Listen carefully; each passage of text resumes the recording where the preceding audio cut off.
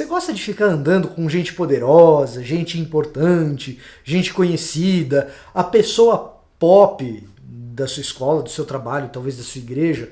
Ou talvez você queira ser uma dessas pessoas? A pergunta é, por quê? Olá, eu sou o Victor Fontana, esse aqui é o meu canal, ele pode ser um pouco seu também. Basta para isso você se inscrever, ativar as notificações e acompanhar os vídeos que a gente tem aqui todos os dias. Todos os dias, pelo menos um estudo bíblico com a Bíblia 365, cujo link para aquisição você encontra na descrição aqui desse vídeo. É uma Bíblia que te ajuda a ler todo o texto bíblico no período de um ano. E para te ajudar, todos os dias eu dou um pequeno estudo em um dos textos sugeridos nesse plano maravilhoso da Bíblia 365. E hoje eu queria falar com você sobre esse lance do super pop, do mestre, do famoso, do importante, daquele que está no topo da hierarquia. E por que você quer ficar perto desse cara? Ou por que você quer ser essa pessoa? Vamos falar um pouco disso? Jesus diz assim no Evangelho de Mateus, no capítulo 23, a partir do versículo 8. Não deixem que pessoa alguma os chame de rabi. Rabi é um tipo de professor, tá? Pois vocês têm somente um mestre, e todos vocês são irmãos. Não se dirijam a pessoa alguma aqui na terra como o Pai, pois somente Deus no céu é o seu Pai. Não deixem que pessoa alguma os chame de mestre, pois vocês têm somente um mestre, o Cristo. O mais importante entre vocês deve ser servo dos outros. Pois os que se exaltam serão humilhados, e os que se humilham serão exaltados. Jesus claramente nos orienta a deixar de lado os títulos honoríficos. Afinal de contas, o grande título honorífico que Jesus recebeu na sua maior obra, a crucificação, era um título irônico, né? Inri, Jesus o Nazareno, rei dos judeus. De forma que esses títulos honrosos sobre os quais, ou melhor, sobre os quais a gente detém autoridade para exercer poder sobre os outros, esses títulos pouco têm a ver com o tipo de comunidade, com o tipo de grupo de pessoas que Jesus está chamando para serem seus servos, seus discípulos, seus alunos, e que vão provocar uma grande mudança no mundo pelo seu jeito de se relacionar e de ser.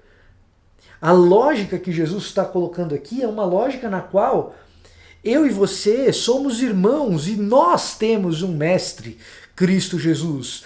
Nem você é a pessoa a quem eu devo toda a honra, a quem eu devo tudo, nem eu sou a pessoa a quem vocês devem achar que sou o professor de tudo e o mestre de qualquer coisa. Eu e você somos irmãos e eu aprendo com vocês e vocês comigo.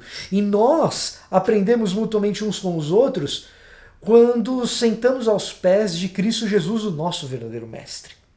Quando a gente produz algo que seja uma aula, que seja uma pregação, que seja um vídeo para a internet, que seja um podcast, que seja uma conversa entre irmãos, claro que a gente pode aprender uns com os outros nesse sentido.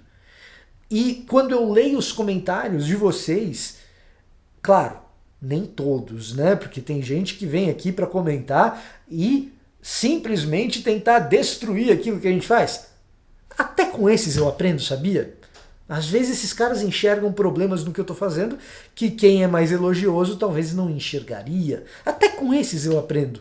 Até com a crítica, entre aspas, destrutiva. Até com esses dá para aprender. O fato é que você com seus comentários aqui, o meu aluno na escola dominical, quando levanta a mão ou me chama para conversar após a escola dominical, quantas vezes a gente que dá aula aprende com isso? E você, quando der aula, também deveria aprender com isso. E é a essência dessa coisa, assim, de uma irmandade, de uma fraternidade, na qual não existe superioridade entre nós, que provoca as maiores oportunidades de aprendizado da parte de Cristo, de quem Cristo era, de quem foi Jesus. da simplicidade do próprio Jesus, do jeito que ele mesmo estabeleceu as suas relações de intimidade com os seus discípulos, da maneira como esses discípulos carregaram isso para a vivência da igreja. E a gente nota isso no livro de Atos dos Apóstolos, quando a gente vê, sim, pessoas exercendo o ministério e liderança. E essa autoridade dentro da liderança não é uma autoridade que impõe sobre os outros as suas vontades e o seu domínio, mas que serve os outros para que eles conheçam melhor Cristo Jesus. É só lembrar de como os diáconos vieram a existir. Por que os diáconos vieram a existir? Para servir melhor a igreja. A igreja que precisava ali de uma distribuição de alimentos e recursos mais equânime, mais justa. Bom, vamos instituir diáconos. Para quê? Para mandar nas pessoas? Não! Para servir melhor. Olha que coisa extraordinária, para servir melhor. É nesse sentido que a gente lê o texto e ao longo da história da igreja a gente observa esse texto se comprovando real. Na história da igreja, quando a gente olha para trás, os grandes servos de Deus, eles são isso. Eles são servos de Deus, eles não são tiranos de Deus. As grandes histórias de missionários que nós gostamos de contar, histórias como a história de Lottie Moon, de Mary Slessor, ou aqui no Brasil, de Ashbel Green Simonton, de hoje, Ronaldo Lidório, grande missionário. Todas essas histórias não são histórias de líderes absolutamente cheios de si, dos seus títulos, mas de gente que entendeu Jesus e, a exemplo de Jesus, optou por servir.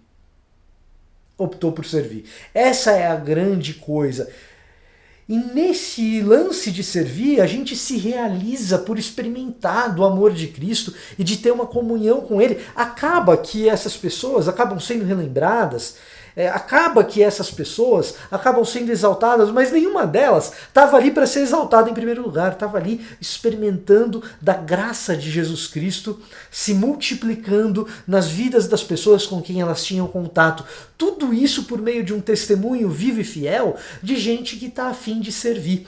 Como disse recentemente, eu nem sei se ela estava citando outra pessoa, mas a minha grande amiga Bruna Santini, recentemente, você está vendo esse vídeo, você conhece a Bruna Santini, vai lá, marca ela e diz: o Fontana falou de você na devocional de hoje. Como disse ela, eu nem sei se ela está mencionando ali, fazendo alusão a outra pessoa, mas eu li dela. Quem está lavando pés não tem mão suficiente para tirar pedras. É impossível atirar pedras enquanto se lava pés. E ela está dizendo isso a respeito claramente desse efeito depreciativo, um irmão contra um irmão, e eu quero lembrar você que se o seu desejo é de ter um título honorífico para exercer poder sobre o seu irmão para que ele te obedeça, o que você está fazendo é arremessar pedras. Não dá. Arremessar pedra não é só fazer uma crítica maldosa, tem tanto jeito de ferir alguém e a manipulação é uma delas. Ninguém que está lavando pés tem mãos suficientes para arremessar pedras. Esse é o jeito de ser dessa comunidade de Jesus Cristo, em que um serve o outro, o pastor serve a ovelha serve o missionário serve o diácono serve a ovelha e o pastor, o tesoureiro serve todos da melhor maneira possível, e é assim que a gente convive. Você é chamado para essa comunidade que não tem paralelos na história da humanidade. Eu e você somos chamados para viver assim, nessa grande fraternidade. Não busque para você ser chamado de algo para ser mais do que o outro, nem ficar andando com os outros só por causa da influência que eles lhes conferem. Ande debaixo da influência de Cristo, que se sacrificou por você, te mostrou o que era o verdadeiro amor e ressurgiu ao terceiro dia. Esse era o meu recado para hoje. Eu espero que você aproveite. Se você gostou disso daqui, compartilhe com alguém. Eu vou ficando por aqui e até a próxima.